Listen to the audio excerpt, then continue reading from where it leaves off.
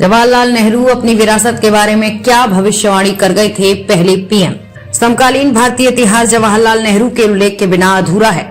स्वतंत्र भारत के पहले प्रधानमंत्री के रूप में उन्होंने जो निर्णय लिए उनका प्रभाव लंबे समय तक रहा है। अपनी विरासत के बारे में जवाहरलाल नेहरू ने कहा था, यदि कोई मेरे बारे में सोचना चाहता है तो मैं चाहूंगा कि वे कहें ये वो व्यक्ति था जिसने पूरे दिमाग और दिल से भारत में यहाँ के लोगों को प्यार किया।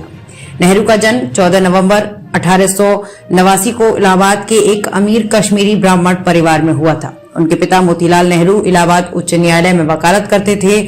उनके निजी शिक्षक फर्डिनेंड टी ब्रूक्स ने उनकी पढ़ाई में उनकी मदद की और विज्ञान के प्रति उनके रुझान को विकसित किया। उनके लिए एक छोटी सी प्रयोगशाला स्थापित की। वहां वे भौतिक शास्त्र व रसायन शास्त्र में प्रयोग करते हुए घंटों बिताते थे। अपनी किशोरावस्था में नेहरू 1904 से 1905 के रूस जापान युद्ध में जापान की जीत से प्रभावित थे। उन्होंने भारत व एशिया के अन्य देशों की यूरोप की गुलामी से स्वतंत्रता के बारे में सोचा। वो राष्ट्रवादी विचारों से ओतप्रोत थे। मई 1905 में वो आगे की पढ़ाई के लिए इंग्लैंड के लिए रवाना हुए। हैरो में 2 साल की पढ़ाई के बाद नेहरू ने कैम्ब्रिज के ट्रिनिटी कॉलेज में प्रवेश लिया। यहीं पर उन्होंने मेरिडिथ टाउनसेंड की पुस्तक एशिया एंड यूरोप पढ़ा। इस पुस्तक ने उनके राजनीतिक विचारों को प्रभावित किया। नेहरू ने 1910 में कैम्ब्रिज विश्वविद्यालय से उच्च शिक्षा पूरी की, कानून का अध्ययन किया और वकालत के लिए भारत लौट आए। वहां से भारत वापस आने पर पिता मोतीलाल नेहरू के साथ राजनीति में सक्रिय हो गए, लेकिन वो अपने पिता के राजनीतिक विचारों से सहमत नहीं थे। उनके पिता बहुत अधिक उदारवादी थे। नेहरू का पहला राजनीतिक कदम 1915 में एक सार्वजनिक सभा में प्रेस के खिलाफ बनाए गए कानून के विरोध में एक भाषण था। उनका भाषण जैसे ही समाप्त हुआ, डॉक्टर तेज बहादुर सप्रू ने उन्हें गले लगा लिया और उनके भाषण की सराहना की और उनका उत्साह बढ़ाया। नेहरू के राजनीतिक जीवन ने तब उड़ान भरी जब उन्होंने महात्मा गांधी द्वारा शुरू किए गए जन आंदोलनों में भाग लेना शुरू किया। इस दौरान नेहरू कांग्रेस पार्टी के अग्रणी नेता और देश की स्वतंत्रता संग्राम की वैश्विक आवाज व चेहरा बनकर उभरे।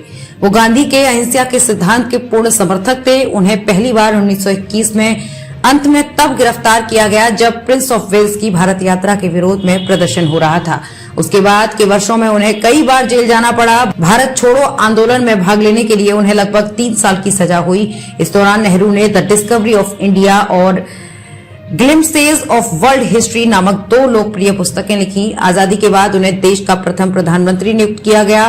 15 अगस्त 1947 को आधी रात के करीब उन्होंने संसद में अपना प्रसिद्ध भाषण ट्रिस्ट विद डेस्टिनी दिया। एक प्रधानमंत्री के रूप में नेहरू ने अपने मंत्रिमंडल के सहयोगियों के प्रति उदार और लोकतांत्रिक दृष्टिकोण अपनाया। उनके पहले मंत्रिमंडल में 14 मंत्रियों में से 5 गैर कांग्रेसी थे। अपने मंत्रिमंडल के कुछ सहयोगियों के बीच असहमति होने पर उन्होंने उन्हें मंत्रिमंडल से निकालने के बजाय उनके विचारों का सम्मान किया। नेहरू के विचारों से असहमत श्यामा प्रसाद मुखर्जी और बी.आर. अम्बेडकर ने खुद ही मंत्रिमंडल से इस्तीफा दे दिया था। देश के उत्कृष्ट संस्थानों के निर्माण में उन्होंने महत्वपूर्ण योगदान दिया। राजधानी दिल्ली में अखिल भारतीय आयुर्विज्ञान संस्थान एम्स की स्थापना कराई। इसकी आधारशिला 1952 में रखी गई थी। भारतीय प्रबंधन संस्थान उनके कार्यकाल के दौरान सामने आए। पहला भारतीय प्रौद्योगिकी संस्थान 1991 में खड़गपुर में स्थापित किया गया। बाद में ऐसे और कई संस्थान बनाए गए। ये संस्थान अपनी उत्कृष्टता के लिए पूरी दुनिया में जाने जाते हैं। उन्हीं के कार्यकाल में 1948 में भारत के परमाणु ऊर्जा आयोग की स्थापना हुई, जिसका उद्देश्य राष्ट्र की शांति बनाए रखने की आवश्यकता के लिए परमाणु ऊर्जा का उपयोग करना था।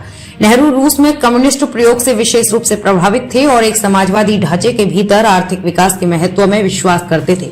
हालांकि प्रधानमंत्री के आर्थिक विचारों से असहमत होते हुए पार्टी के वरिष्ठ नेता सी राजगोपालाचारी ने 1957 में नेहरू सरकार से अपना नाता तोड़ लिया।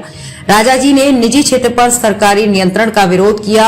नेहरू व राजगोपालाचारी दोनों को चाहने वाले एक विदेशी पर्यवेक्षक ने टिप्पणी की कि राजगोपालाचारी आवश्यकता से अधिक नेहरू की आलोचना कर रहे थे। योजना आयोग द्वारा संचालित पंचवर्षीय योजनाएं समाजवादी एजेंडे का हिस्सा थी। नेहरूवादी के आर्थिक मॉडल को बाद के शासकों ने भी जारी रखा। हालांकि इस मॉडल की खामियों की वजह से धीमी पड़ी आर्थिक विकास की प्रक्रिया को गति देने के लिए 1991 में पुरानी व्यवस्था को तिलांजलि दे दी गई। उस दौरान 2 गुटों में बटी दुनिया के बीच नेहरू ने गुट निरपेक्षता की नीति को अपनाया। उन्होंने लिखा था कि नई दिल्ली को अमेरिका और सोवियत संघ दोनों के प्रति मित्रवत होना चाहिए, लेकिन किसी भी शिविर में शामिल नहीं होना चाहिए। प्रधानमंत्री और विदेश मंत्री के रूप में इस सूत्र पर अड़िग रहे, जो देश की विदेश नीति की कसौटी बना। तब से लेकर अब तक की सरकारें इसी रास्ते पर चल रही हैं। नेहरू की पहल पर ही 1961 में बेलग्रेड में जोसेफ ब्रोज टीटो और गमाल अब्देल नासिर के साथ गुट निरपेक्ष आंदोलन की स्थापना हुई। खबरों में अब तक के लिए बस इतना ही। मिलते हैं फिर ऐसे ही बड़ी खबर के साथ। तब तक के लिए नमस्कार और देखते रहिए स्वतंत्र राष्ट्र हिंदी समाचार।